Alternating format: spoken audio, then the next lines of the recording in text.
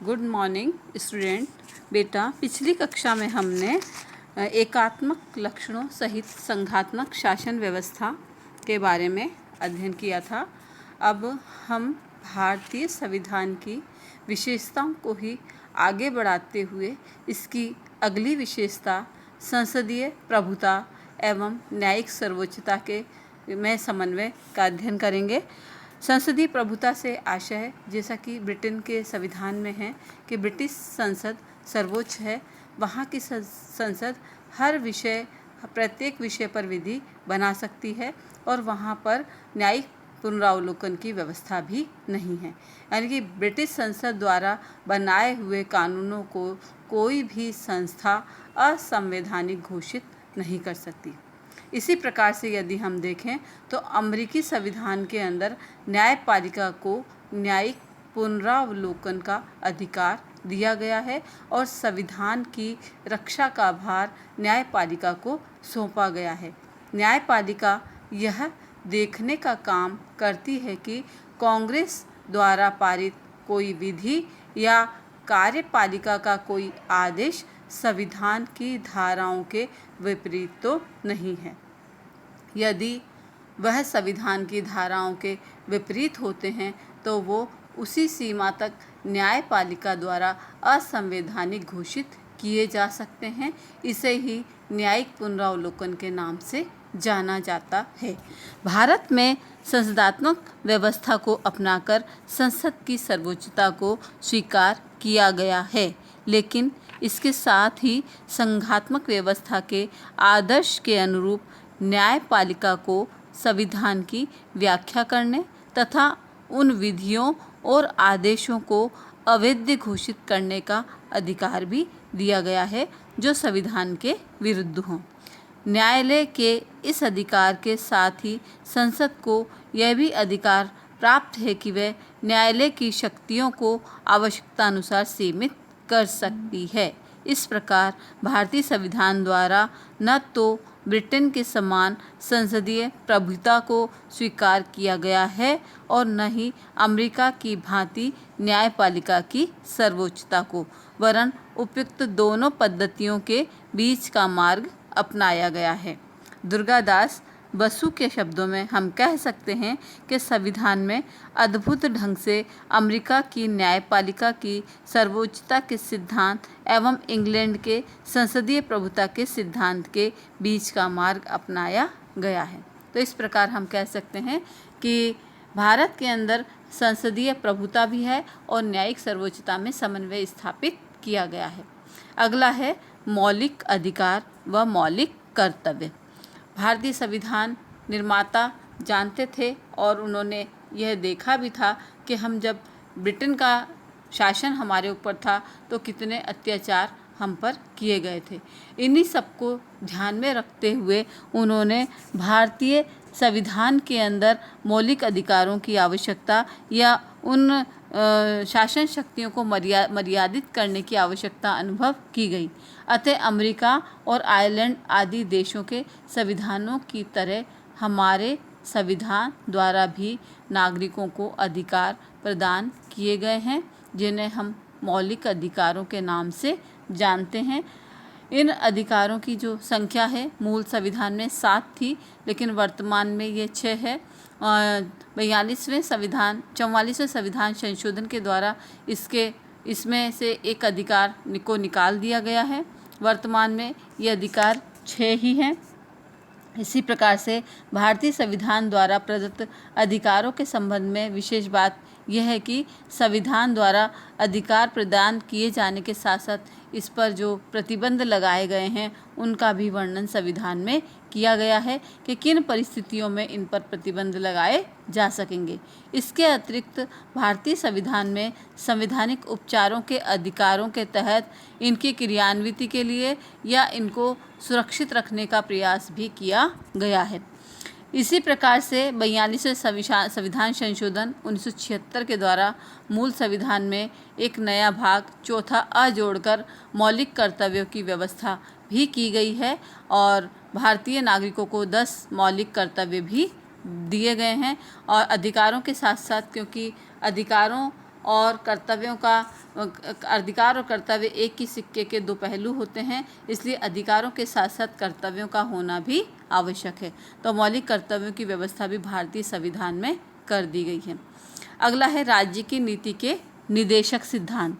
भारतीय संविधान के चौथे अध्याय में शासन संचालन के मूलभूत सिद्धांतों का वर्णन किया गया है और इन्हें ही राज्य की नीति के निदेशक तत्व अर्थात नीति निश्चित करने वाले तत्व कहा गया है। भारतीय संविधान में नीति निदेशक तत्व का विचार आयरलैंड के संविधान से लिया गया है और इन तत्वों की प्रकृति के संबंध में अनुच्छेद 37 में कहा गया है कि नीति निदेशक तत्वों को किसी न्यायालय द्वारा बाध्यता न दी जा सकेगी, किंतु फिर भी ये देश के शासन में मूलभूत होंगे। इन तत्वों में भारत राज्य को एक वास्तविक लोक कल्याणकारी राज्य का स्वरूप देने के लिए आवश्यक सिद्धांतों की घोषणा की गई है।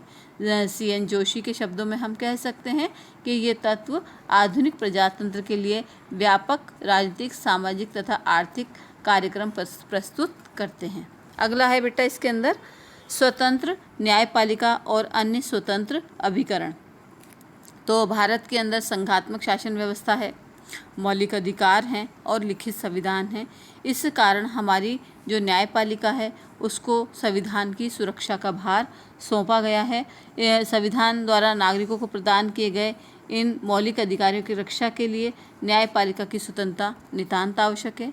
न्यायपालिका की स्वतंत्रता हेतु संविधान में अनेक विशेष व्यवस्थाएं की गई हैं, जैसे सर्वोच्च न्यायालय और उच्च न्यायालय के न्यायाधीशों की नियुक्ति राष्ट्रपति द्वारा किया जाना, न्यायाधीशों को पद की सुरक्षा प्राप्त होना, न्यायाधीशों के कार्यकाल में उनके वेतन और भत्तों में कोई कमी न होना, न्यायाधीशों के आचरण पर व्यवस्थापिका द्वारा विचार न कर सकना आदि। इस प्रकार स्वतंत्र न्यायपालिका और पिछले इस प्रकार न्यायपालिका स्वतंत्र है और पिछले लगभग 70 सालों से न्यायपालिका अपनी स्वतंत्रता का अनेक बार परिचय दे चुकी है। इसी के साथ साथ न्यायपालिका की स्वतंत्रता के साथ साथ अन्य और भी अभिकरण हैं जो भारतीय शासन के अंदर स्वतंत्र हैं, जैसे निर्वाचन आयोग, नियंत्रक व महालेखा परीक्षक व लोक सेवा आयोग प्रमुख हैं। अगला है इसके अंदर सांप्रदायिक प्रतिनिधित्व का अंत और वयस्क मताधिकार का प्रारंभ। तो ब्रिटिश शासनकाल में 1909 के कानून द्वारा सांप्रदायिक प्रतिनिधित्व की पद्धति को लागू किया गया था, जिसने भारत के विभिन्न प्रमुख संप्रदायों को एक दूसरे का विरोधी बना दिया। अतः नवीन संविधान के अंतर्गत सांप्रदायिक प्रतिनिधित्व का अंत कर वयस्क मताधिकार के आधार पर संयुक्त प्रतिनिधित्व की पद्धति को अपनाया गया है। प्रोफेसर श्रीनिवासन के शब्दों में हम कह सकते हैं कि सांप्रदायिक चुनाव पद्धति की समाप्ति और वयस्क मताधिकार का प्रारंभ नए संविधान की महान और क्रांतिकारी विशेषता है। अगला है एकल नागरिकता।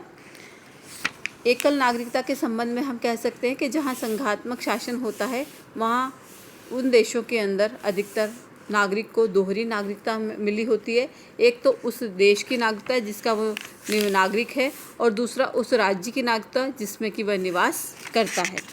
भारत के अंदर संघात्मक शासन व्यवस्था होने के बावजूद हमारे संविधान निर्माताओं का विचार था कि दोहरी नागरिकता भारत की एकता को बनाए रखने में बाधक सिद्ध हो सकती है। अतः संविधान निर्माताओं द्वारा संघ राज्य की स्थापना करते हुए भी दोहरी नागरिकता को नहीं वरन एकल नागरिकता के आदर्श को ही अपनाया गया। तो भारतीय नागरिकों को केवल एक ही नागरिकता मिली हुई है, वो है भारतीय नागरिकता। चाहे वो किसी भी राज्य के प्रांत के नागरिकता उनको केवल एक ही मिलेगी, जिसको हम इंडियन सिटीजनशिप के नाम से जानते हैं।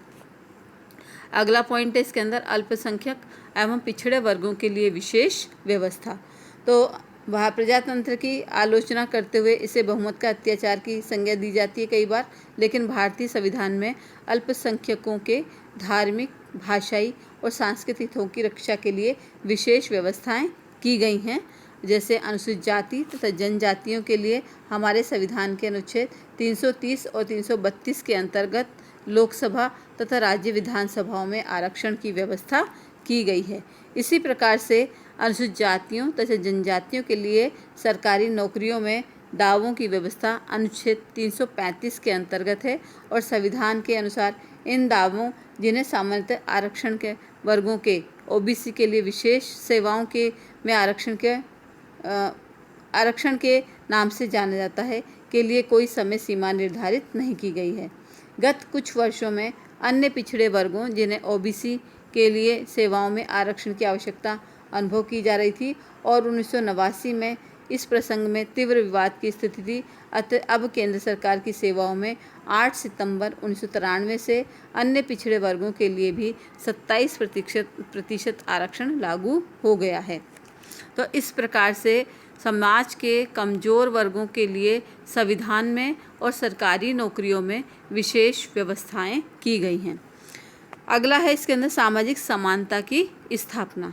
सामान्यतः संविधानों के द्वारा अपने नागरिकों की राजनीतिक और कानूनी समानता पर ही बल दिया जाता है, सामाजिक समानता पर नहीं। लेकिन भारतीय संविधान की विशेषता यह है कि संविधान के द्वारा सामाजिक क्षेत्र में भी सभी नागरिकों की समानता के सिद्धांत का प्रतिपादन किया गया है।